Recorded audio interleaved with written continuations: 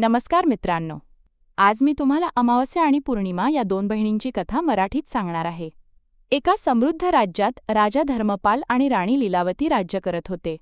त्यांना दोन मुलगे वीरेंद्र आणि शौर्य आणि दोन मुली अमावस्या आणि पौर्णिमा होत्या.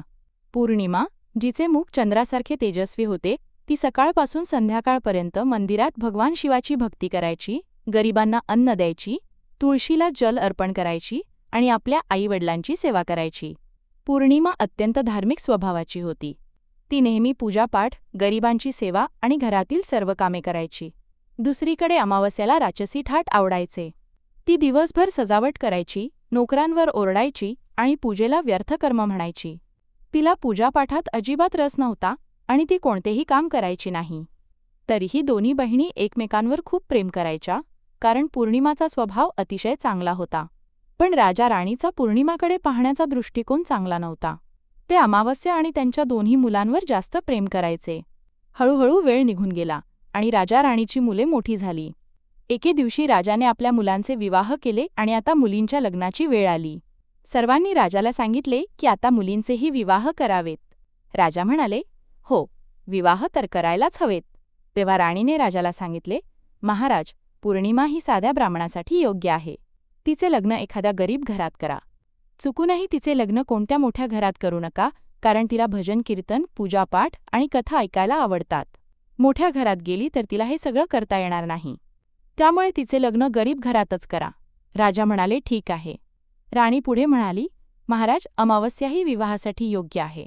अमावस्या ही तर खरी राजकन्या आहे. तिच्यासाठीही योग्य वर पहा आणि दोन्ही बहिणींचे विवाह एकाच वेळी करून टाका.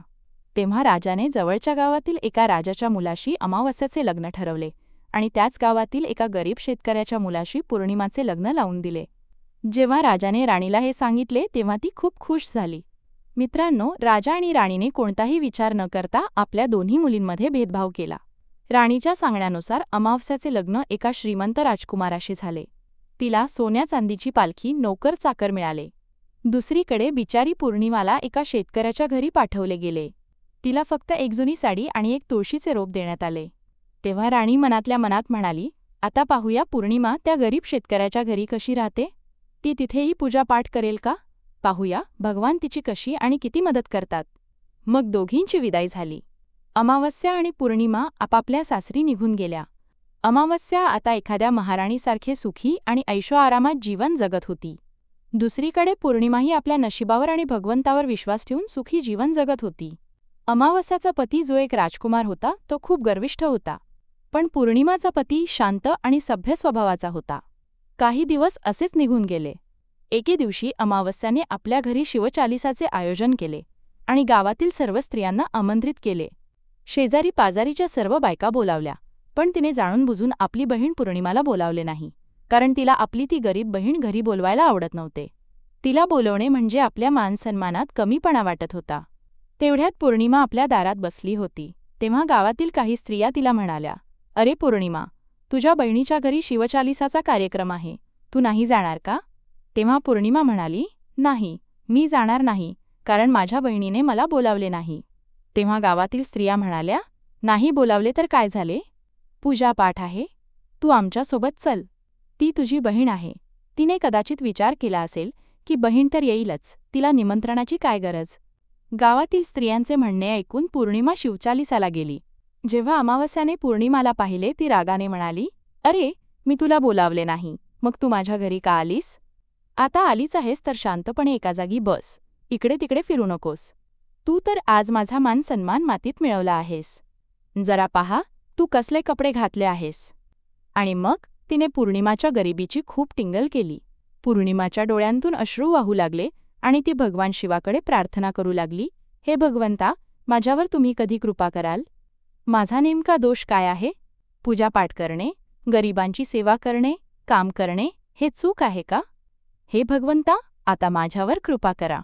असं ती थोड्याच वेळात भगवंताला विनवणी करत राहिली. शिवचालिसा पूर्ण झाली आणि अमावस्याने सर्वांना प्रसाद दिला, पण पौर्णिमाला प्रसाद दिला नाही. निराश मनाने पौर्णिमा तिथून प्रसादाशिवाय आपल्या घरी निघाली. मित्रांनो, वाटेत ती विचार करू लागली, घरी गेल्यावर जर कोणी उरलेला प्रसाद मागितला तर मी काय सांगेन? मग तिच्या मनात विचार आला, का नाही, मी माझ्या माहेरी जाऊन माझ्या भावांना आणि वहिनींना भेटते. आणि ती चालत चालत माहेरी जाऊ लागली. वाटेत तिला एक तुळशीचे झाड दिसले. तिथे एक चबुतरा होता ज्यावर एक वृद्ध माता बसली होती. त्या वृद्ध मातेने पौर्णिमाला विचारले, बेटा, तू कोण आहेस आणि कुठे चालली आहेस? तू माझी थोडी मदत करशील का? पौर्णिमाने आपला परिचय दिला. तेव्हा वृद्ध मातेने सांगितले, बेटा पहा, माझे तुळशीचे रोप सुकत आहे. यात थोडे पाणी घाल आणि चबुतऱ्याची साफसफाई कर म्हणजे थोडी थंडी मिळेल. पौर्णिमाने तुळशीला पाणी घातले आणि वृद्ध मातेला स्नान घालून तिचे पाय दाबले. मग तिने विचारले, माताजी, आणखी काही काम आहे का? तेव्हा प्रसन्न होऊन वृद्ध माता म्हणाली, नाही बेटा, आणखी काही नाही. तू माझी खूप चांगली सेवा केली आहेस. भगवान तुझं भलं करो. तिने पौर्णिमाला खूप आशीर्वाद दिले आणि म्हणाली, बेटा, जेव्हा तू माहेराहून परत येशील तेव्हा मला भेटून जा. पौर्णिमा म्हणाली, ठीक आहे माताजी, आणि ती पुढे निघाली. चालता चालता वाटेत तिला एक शिवमंदिर दिसले. तिथे एका चबुतऱ्यावर एक वृद्ध बाबा बसले होते. ते दुसरे तिसरे कोणी नसून स्वतः भगवान शिव होते. पण पौर्णिमाला त्यांची ओळख पटली नाही. त्या वृद्ध बाबांनी सांगितले, बेटा, तू कोण आहेस? कृपया माझी मदत कर.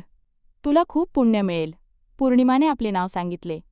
तेव्हा बाबा म्हणाले, बेटा, तू या मंदिराची साफसफाई करशील का? हे खूप घाण झाले आहे. आणि माझ्यासाठी स्नानाला 2 बादल्या पाणी भरून दे तर तुझा खूप उपकार होईल. माझे शरीर थकले आहे, त्यामुळे आता मला कोणतेही काम करता येत नाही. पौर्णिमाने मंदिर स्वच्छ केले, भगवान शिवाची पूजा केली आणि बाबांसाठी पाणी भरून दिले. मग ती पुढे निघाली.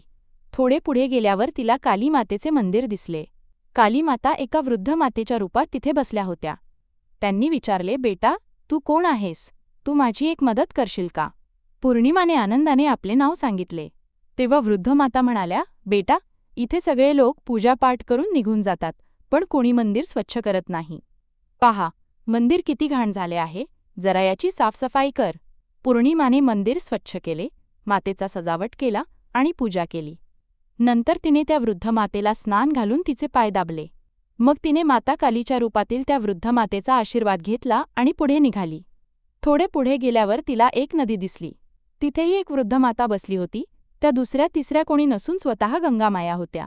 त्यांनी विचारले, बेटा, तू कोण आहेस? कृपया माझी मदत कर. पौर्णिमाने आपले नाव सांगितले. तेव्हा गंगामाया म्हणाल्या, बेटा, तू माझी थोडी सेवा करशील का? पौर्णिमाने गंगामायांचीही सेवा केली आणि त्यांचा आशीर्वाद घेऊन पुढे निघाली. शेवटी ती आपल्या माहेरी पोहोचली. जेव्हा तिच्या वहिन्यांनी तिला पाहिले त्या खूप आनंदल्या. त्यांनी पौर्णिमाचे स्वागत केले आणि म्हणाल्या, वा, काय बात आहे बहीणजी, तुम्ही खूप दिवसांनी आल्या आहात. पौर्णिमा म्हणाली, हो भाभी, आज सगळ्यांना भेटायचा मनात आला म्हणून आले. मग वहिन्यांसोबत मिळून पौर्णिमाने माहेरी ही सगळी कामे केली. सर्वांनी आनंदाने एकत्र जेवण केले आणि रात्री वेगवेगळ्या विषयांवर गप्पा मारल्या. दुसऱ्या दिवशी सकाळी जेव्हा ती जायला निघाली तेव्हा वहिनीने तिला एक लाल साडी दिली आणि म्हणाली, ही घाल आणि वारंवार ये, खूप दिवसांनी आली आहेस. पौर्णिमाने ती लाल साडी घातली, 16 शृंगार केला. वहिनींनी एक पिशवी भरून तिला सामान दिले. ते घेऊन पौर्णिमा माहेरातून निघाली. मित्रांनो, वाटेत चालता चालता तिला पुन्हा तीच नदी दिसली जिथे गंगामाया बसल्या होत्या. त्यांनी विचारले, बेटा, माहेराहून आलीस? काय आणलेस? पौर्णिमाने पिशवी दाखवली आणि म्हणाली, माताजी, माझ्या वहिनींनी काही सामान दिले आहे. तेव्हा गंगामायांनी एक पिशवी काढली आणि ती पौर्णिमाच्या हातात देत म्हणाल्या, बेटा, हे घे, माझ्याकडून एक छोटीशी भेट. ही खूप जड आहे, मी याला कुठे ठेवणार? पण लक्षात ठेव, ही पिशवी वाटेत उघडू नकोस, घरी जाऊनच उघड. पौर्णिमा म्हणाली, ठीक आहे माताजी, आणि ती पुढे निघाली. थोड्याच वेळात तिला पुन्हा काली मातेचे मंदिर दिसले. तिथे वृद्ध मातेने तिला एक पिशवी दिली. आता तिच्याकडे 3 पिशव्या झाल्या. पुढे गेल्यावर तिला तेच शिवमंदिर दिसले. तिथे भगवान शिवांनीही तिला एक पिशवी दिली. आता तिच्याकडे 4 पिशव्या झाल्या. मग चालत चालत तिला 30 तुळशी माता भेटली. त्यांनीही तिला एक पिशवी दिली. आता तिच्याकडे एकूण 5 पिशव्या झाल्या. जेव्हा पौर्णिमा घरी पोहोचली तिने सर्व पिशव्या उघडल्या. पहिल्या पिशवीत खाण्यापिण्याच्या वस्तू आणि कपडे होते. दुसऱ्या पिशवीत सोन्या चांदीचे दागिने होते. तिसऱ्या पिशवीत धनसंपत्ती होती. चौथ्या पिशवीत धान्य भरलेले होते आणि 5व्या पिशवीत महागडे वस्त्र होते. आता पौर्णिमाच्या घरात कोणत्याही गोष्टीची कमतरता नव्हती. ती आनंदाने राहू लागली. एके दिवशी पौर्णिमाने विचार केला, मी का नाही शिवचालिसाचे आयोजन करते? आणि तिने शिवचालिसा आयोजित केली आणि सर्वांना बोलावले. ती आपली बहीण अमावस्याला निमंत्रण देण्यासाठी तिच्या घरीही गेली. जेव्हा अमावस्या पौर्णिमाच्या घरी आली आणि तिने तिथे धनसंपत्ती पाहिली तेव्हा ती आश्चर्यचकित झाली.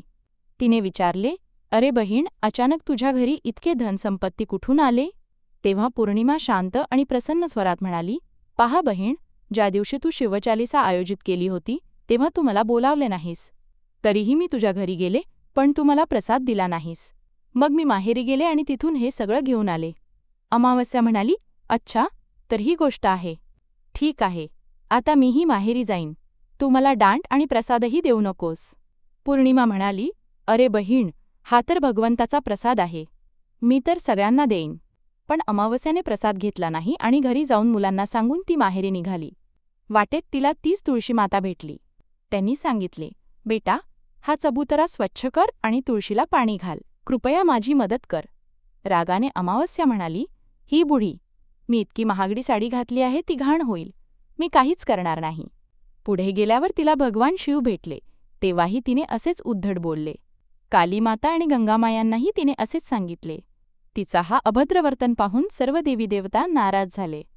जेव्हा ती माहेरी पोहोचली तेव्हा वहिन्यांनी तिला पाहून म्हटले, "अरे, ही महाराणी कुठून आली? याला तर काही कामही येत नाही. फक्त मोफत जेवायला बिनबोलावता येऊन बसते. याला लाजही नाही." त्या रात्री अमावस्याने जेवण करून झोपली. सकाळी ती म्हणाली, "भाभी, मी निघते." वहिनी म्हणाल्या, "ठीक आहे, जा महाराणीजी." अमावस्याने म्हटले, "भाभी, तुम्ही पौर्णिमाला पिशवी दिली, मला काहीच दिले नाही." वहिनी म्हणाल्या, "तुझ्या घरी पिशवी पोचेल." मग अमावस्या निघाली. वाटेत गंगामाया, कालीमाता, भगवान शिव आणि तुळशीमाता यांनी तिला पिशव्या दिल्या.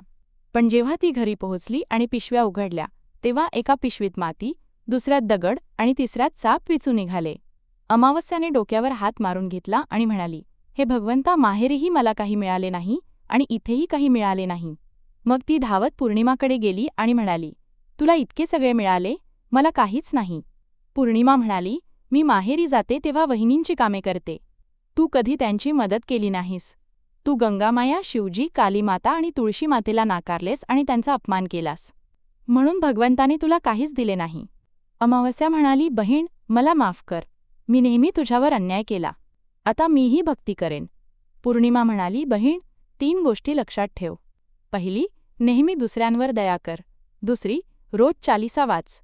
तिसरी, 108 वेळा ओम नमः शिवायचा जप कर. याने तुझे सगळे दुःख दूर होतील. घरी येणाऱ्या लोकांची सेवा कर." भगवंताने दिलेले हे 3 सूत्र प्रसादासारखे स्वीकार आणि मनात रुजव. मी खऱ्या मनाने भगवंताची पूजा केली, सगळ्यांची मदत केली, म्हणून मला सगळे मिळाले. तुझ्याकडचे सगळे तुझ्या अहंकारामुळे नष्ट झाले. मग अमावस्या घरी गेली आणि पूजा पाठ करू लागली. ती भगवान शिवांकडे माफी मागू लागली. हळूहळू तिची परिस्थिती बदलू लागली. मित्रांनो, जय हो भगवान शिव की. ही कथा तुम्हाला आवडली असेल तर कृपया कमेंट बॉक्समध्ये कमेंट करून सांगा. या कथेला जास्तीत जास्त शेअर करा आणि कमेंटमध्ये खऱ्या श्रद्धेने ओम नमः शिवाय नक्की लिहा. तुम्हा सर्वांचे आभार.